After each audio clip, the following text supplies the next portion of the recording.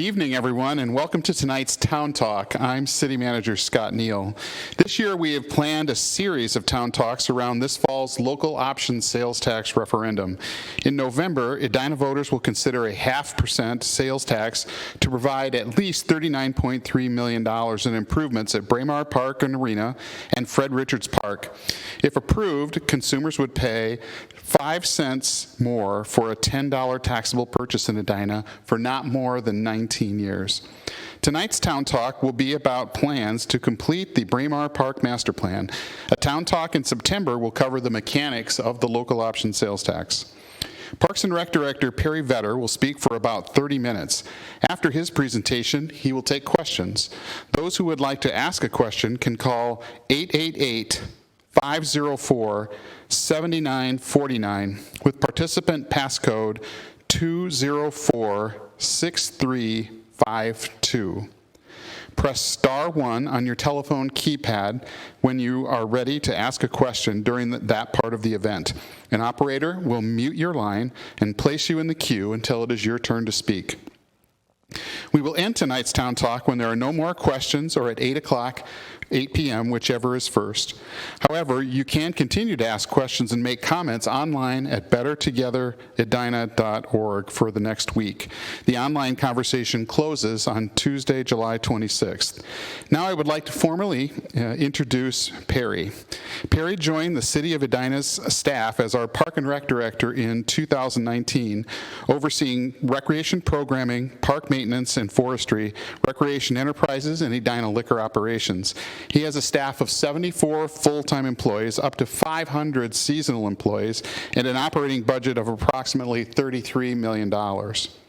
After earning a degree in recreation management from the University of Wisconsin-La Crosse and an internship with Three Rivers Park District, Perry began his career with the City of Minnetonka. He worked there for 21 years in 3 different departments in 7 different positions, most recently as their Assistant City Manager and Director of Administration Services before coming to Edina.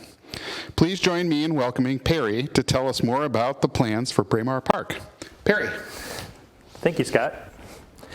And thanks to those of you that are tuning in, either watching this live or watching the recording later on bettertogetheredina.org. This evening we will talk about the Braemar Park Investment Plan, which includes the master plan for Braemar Park and Braemar Arena. So with that, we'll begin. First is just to talk about a new way to play in Edina, and that's what we are representing here this evening with both master plans for Fred Richards Park and Braemar Park. So Edina's park and recreation system helps us support a high quality of life for Edina residents and visitors to enjoy. Our population has grown by about 13% over the past decade, and we continually want to reinvest in our park system and adapt on what amenities, offerings, services, and activities that we can provide. Having that wide range of services really helps meet the needs of what our residents are looking for. So given that feedback on those master plans that we developed, we've put forward an investment plan to renovate new activities at Braemar Park and Arena and Fred Richards Park. So what have we been up to? You'll hear about that in detail this evening. We've been working for several years on these master plans, adopted in 2017 and 2018. In 2021, the Minnesota legislature authorized the city to place a 0.5% sales tax option on this November's ballot that would provide up to $39.3 million for both parks. This evening, we'll talk about the specifics of the $21.6 million in improvements for Braemar Park and Arena. This will be on the November 8th ballot, also the early voting, which begins in October, for the consideration of that 0.5% sales tax to finance these options. So about Braemar Park. It is the largest park in Edina. It's approximately 500 acres located in the southwest quadrant of Edina. About 40% of Edina's total parkland is comprised of Braemar Park. Inversely, only about 5% of the active acres in the southwest quadrant are in Braemar Park. So if you visited that area, you'll notice even as busy as the arena, Courtney Fields, and the golf course are, there's still a lot of natural areas within that community. It works in support of 3 other parks that are in close proximity. Lewis Park, McGuire Park, and Normandale Park. So the goals of the master plan when it was adopted were several things, and I'll cover those now. Improve the connectivity of our trail system and access to our park amenities and our facilities. Provide separate trail systems to accommodate walkers, mountain bikers, and cross-country skiers in the winter. It affords providing new opportunities to the site improvements, recreational amenities to enhance our existing facilities that we currently offer. A main piece of this is to prioritize and improve the quality of our natural resources that surround that park. It also includes incorporating sustainable efforts and improvements in our park land holdings, our natural resource holdings, also to improve sustainability efforts at our Braemar Ice Arena. Some of the trail improvement highlights. So if approved by the voters in November, various types of trail systems will be implemented. There's a couple representative graphics on your screen now. We look at when Hillary Lane is improved to enhance that experience to a parkway feel. Additional plantings on the edge, as well as multimodal trail systems along Hillary Lane. The inclusion of paved trails throughout Braemar Park and around Courtney Fields to provide access to those various amenities, including access off of Hillary Lane and Valley View to Courtney Fields. Additional soft surface trails, also referred to as aggregate trails or wood chip trails, throughout the park, an off-trail single-track mountain biking network, and as well as winter use trails for cross-country skiing and snowshoeing. Here's a couple of concepts for those trail improvements that are included in the Braemar Park Master Plan. The first are the walking and running trails, primarily indicated on your screen on the left-hand graphic in either red lines or the yellow lines. Those would be kind of on the perimeter of the park and allow access into those natural areas for walking and running uses. The center concept is kind of the adjacency to the golf course, and that's to provide those single-track mountain bike trails, kind of a network of trails that would be located throughout that park. The graphic on the right is an overlay of cross-country ski trails that would be offered on the Braemar Golf Course for winter use, enhancing this to be a full year-round trail network concept.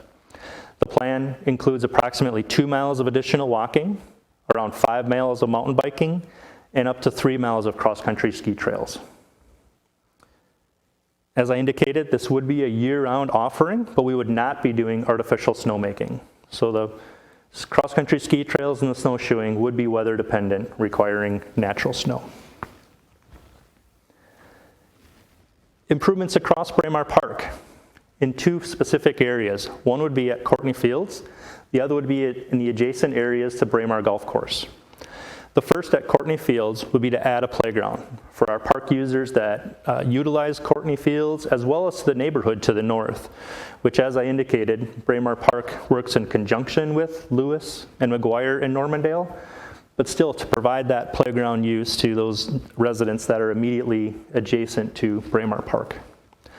Upgraded field lighting, batting cages, and spectator safety netting.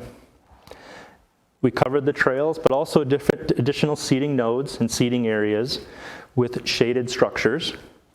And important to our staff as well as our users, upgraded field drainage and irrigation. When we get to the golf course side of improvements, you'll be really improving the ADA, part of the Americans with Disabilities Act, improvements and provisions, providing that full service access so people can reach and access our facilities that need that mobility assistance. We'd be providing pickleball and platform tennis, as well as I indicated before, there would not be any artificial snowmaking or sledding hill operations. Here's a specific graphic in our Braemar Master Plan for Courtney Fields, as well as a safety and field study that we did in concurrence of that. Those improvements that I mentioned would be sprinkled throughout Courtney Fields, as well as on fields 1, 2, 3, and 4, if you are familiar with Courtney Fields. Improving those batting cages, the field drainage, providing that additional seating, and especially safety for participants and visitors.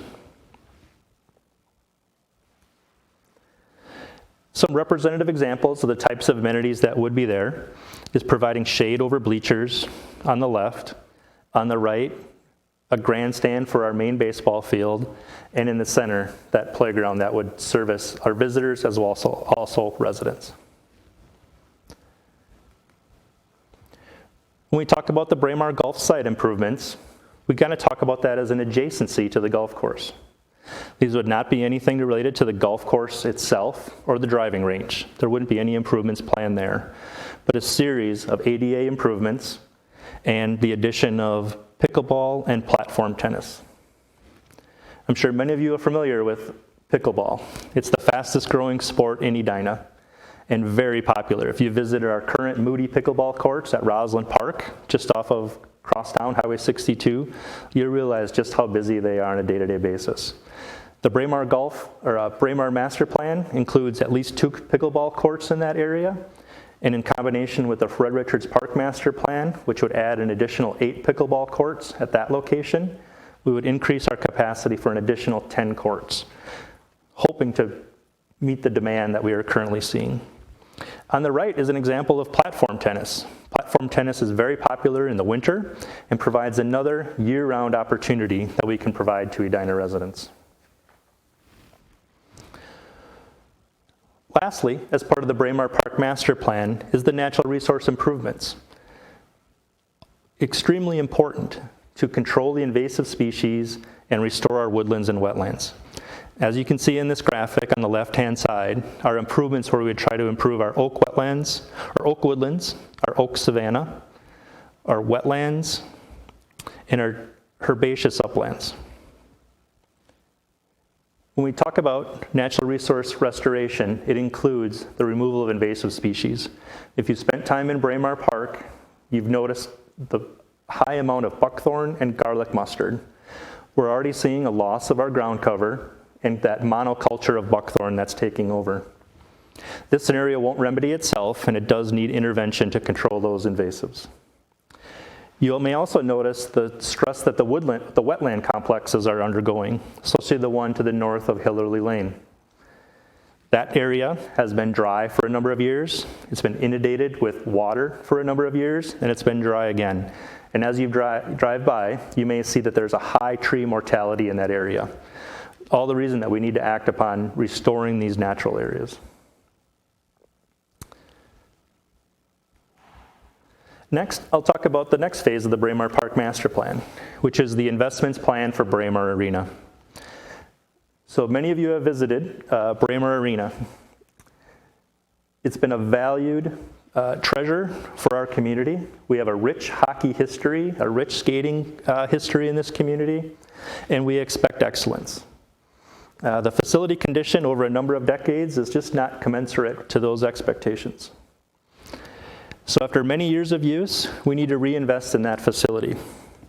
It includes new HVAC, heating, ventilation, and air conditioning systems, repairing our roofs, and providing energy-efficient equipment. It would also include upgraded restrooms, locker rooms, our rink surfaces, and our cooling systems. And these improvements are necessary to continue operations and reduce our energy consumption. So when we talk about that arena complex infrastructure, we are talking a lot of major equipment, but also areas that our users enter and our visitors experience quite a bit as well. Restrooms, locker rooms. As I mentioned before about the golf course area with ADA access is also a challenge at Braemar Arena.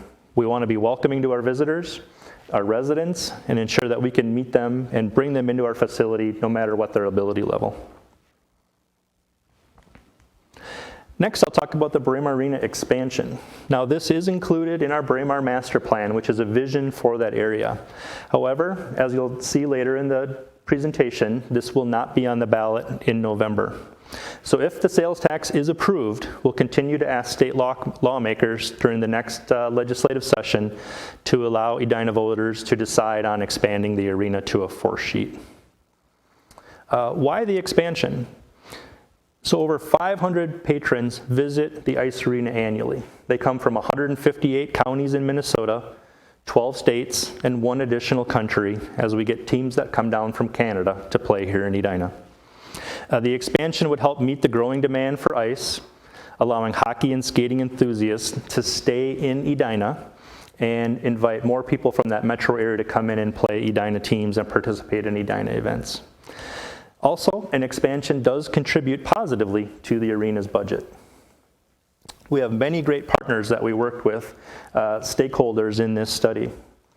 The Braemar City of Lakes Figure Skating Club, Breakaway Academy, Edina High School, Edina Hockey Association, many other dedicated user groups, as well as 2 of our tenant patrons in Velocity Training Sports, Velocity Training Center, and General Sports. So this is the current layout of Braemar Arena. On the south edge of this graphic is Hillary Lane and the parking lots. On the north edge is the Braemar Field, which converts to the dome in the winter, just shy of where the Courtney Fields begin. It includes the West Arena, East Arena, and the South Arena, as well as the backyard rink, which is operated as an outdoor refrigerated piece of ice or sheet of ice in the winter months. So what would the expansion plan look like? If approved in the future, it would include adding a 4th sheet of ice. And we would do that by removing the south rink and creating 2 new rinks that run east to west below that. It would include a new lobby, which would improve circulation to all the rinks, and it would include on-site increase in parking, structured parking. What also would be included in this is a dedicated drop-off and pickup location. For those of you that have visited the ice arena, during peak times, you know what a challenge that can be with additional sheets of ice and a number of users coming and going at different times. So a dedicated drop-off and pickup would improve safety and efficiency of our parking lot. This is a bird's eye view of that expansion, where you can see the new lobby and in blue, the 2 new sheets of ice, as well as on the right-hand side, increased parking and that safe drop-off. So how did we get to decide that the expansion of the arena would be in the best interest of our bottom line? Well, in 2021 and the first quarter of 2022, we conducted an independent analysis by Ballard King. They interviewed those stakeholders of Braemar Arena.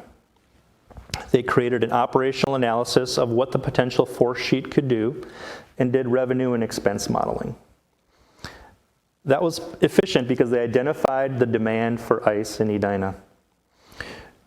We always say there's never enough ice in November, December, and January. You'll never have enough peak ice during those months. But what about a Saturday in May? Or, as an example, a Monday in July? Can you really sell that ice? What we found is that we are missing revenue opportunities to other communities. A lot of Edina ice purchases are going to other areas and not staying within Edina at Braemar Arena. So we looked at that stakeholder demand. We asked Ballard King to run some feasibility of what that 4th sheet of ice might be. We asked them to base it on just the stakeholder demand only, which allows us capacity for revenue growth by going outside those stakeholders and into those shoulder seasons that aren't November, December, and January. We asked them to provide revenue scenarios for us. So on your screen this evening, you see 2 scenarios that we asked them to do. On the right is their base projection, what they would expect from a normal sheet of ice based on the demand. And that would be a revenue of around $530,000 per year, expenses around $290,000 per year, which would equate to a net revenue or a net profit for just based on a 4th sheet of about $245,000. We said, okay, that's an interesting base projection. We'd like you to do one a little bit more conservative for us. What if we had to add more maintenance staff? What if there was a higher cost of goods? Things of that nature. So they did a conservative estimate for us, which increased those expenses but held the revenue flat. And what we found under that scenario was, in addition, we would still be operating with a net revenue process. So what does that mean for the overall budget of the Braemar Arena? Well, our projected arena operating budget impact for existing in 2022 is a deficit of about $490,000. And that's by design. Braemar Arena is a community asset that primarily serves the youth of our community. Everyone that participates at the arena does pay ice time fees, and many pay participant fees. But one of the benefits of Edina is that the Edina liquor operations, the profits from those sales do cover these operating expenses. So when we apply those net revenues of the fourth sheet of ice on our base projection, it really cuts that deficit in half, from roughly just under $500,000 to about $250,000. When we apply that conservative or worst case scenario, we're still lowering that demand by a quarter. So in essence, we gain ice capacity, we keep that revenue Edina, we keep people in Edina, and it positively helps the bottom line of Braemar Arena. As I indicated before, the expansion, however, though, is not on the ballot this fall, and we'll cover that in a few more slides. So understanding how those tax dollars would be used. So if approved, that $39.3 million cost, which includes Braemar Park and Arena and Frederick's Park, would be funded by a 0.5% sales tax, not to exceed 19 years. The City Council did conclude that a sales tax was the best way to finance this. As you noticed earlier, because of the number of visitors that come from outside the community, this cost is spread amongst residents and non-residents. And if they were to be funded by a property tax increase, that would solely fall to Edina residents who own commercial and residential property. So then why the sales tax? As we indicated, over 60% of that 0.5% would be paid by non-residents. They would contribute almost $23.6 million for the investment plan. This research was done for the City of Edina by the University of Minnesota Research Center. The average cost of the sales tax per resident would be about $2.62 a month, or $31.48 per year.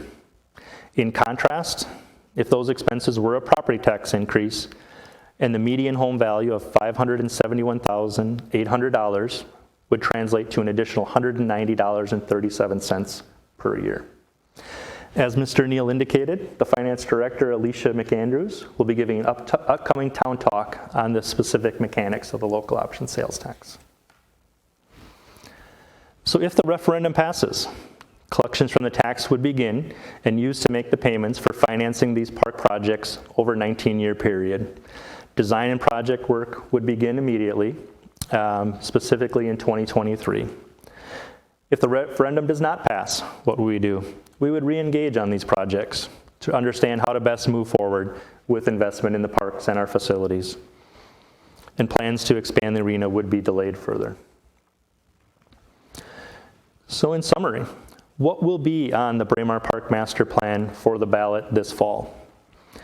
It'll include $8.1 million to invest in Braemar Park for those new trail systems for walking, biking, cross-country skiing. It includes new playground, pickleball courts, platform tennis courts, upgrades to the Courtney Fields complex, and investments in restoration for our natural resources and improved parking. It also includes ADA improvements. For Braemar Arena, it includes new HVAC systems, updated roofing, and improved energy efficiency, upgrades to our restrooms, locker rooms, seating areas. It invests in our rink surfaces and our rink cooling systems. Also, with those replacements and the major equipment, we would see savings due to sustainability and energy efficiency upgrades. What's not part of the Braemar Park Master Plan on the ballot this fall? What will not be on the ballot? That would be the fourth sheet of arena expansion. Artificial snowmaking, a sledding or tubing hill, any improvements to the golf course or our driving range, and any facility studies for the golf dome and golf clubhouse to identify what assessments and what needs those facilities need in the future. As Mr. Neal indicated, the conversation does continue on bettertogetheredina.org, but if you have specific questions or thoughts of you'd like to do additional research, you can visit our project website, which is edinaatplay.org, On that website, you'll find information about both the parks and the arena improvement plans, the needs the plan would address, cost and tax impact, voting information, and frequently asked question answers. So tonight, if you'd like to ask us a question, you can call 888-504-7949 with the participant passcode 204-6352, line at bettertogetheredina.org. Election day is Tuesday, November 8th, and early voting begins Friday, September 23rd, 2022. So I wanted to thank you for viewing this presentation and participating in participating in the website edina@play.org if you have additional questions. That concludes our presentation this evening. Mr. Neal will return. Thanks, Perry. And we can go from there. Perry and I will now stand for questions, but we do have a correction. We got a new passcode that we need to share with you. And you can still call the same number, 1-888-504-7949, but the new passcode is 783-656. 783-656. Press *1 on your telephone keypad when you're ready to ask a question. An operator will mute your line, place you into a queue until it's your time to speak, and we will be happy to answer questions starting now until 8 o'clock or whenever we run out of questions, whichever comes first. Thanks. Manager Neal, Director Vetter, I do not have anyone yet calling in, but there is a slight delay in the broadcast. So before we adjourn for the evening, I'd recommend we wait just a minute or so before moving on. I'll come back to you at 7:28 or when we have our first caller, whichever's first. Certainly. Thanks.